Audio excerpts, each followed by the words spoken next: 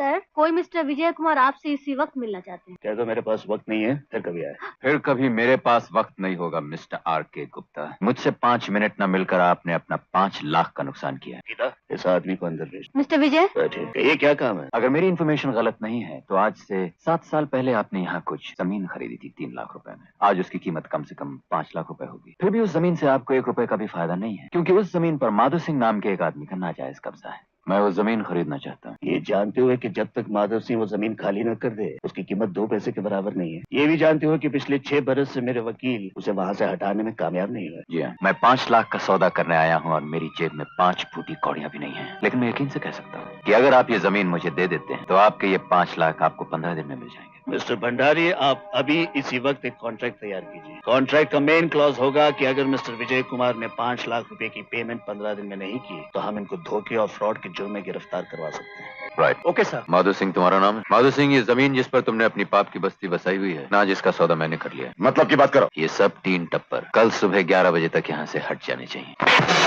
याद रखना, कल 11 बजे। लेकिन ये 5 लाख तो मैं वापस कैसे करूँ? मैं यहाँ वो कॉलोनी बनाऊंगा जो मिस्टर R.K. गुप्ता नहीं बनवा सके।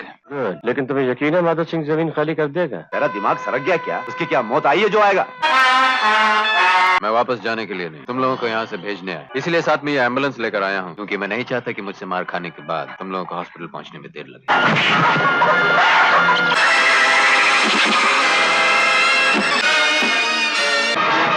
ले जाओ गाड़ी, इमरजेंसी वार्ड के सामने रोकना।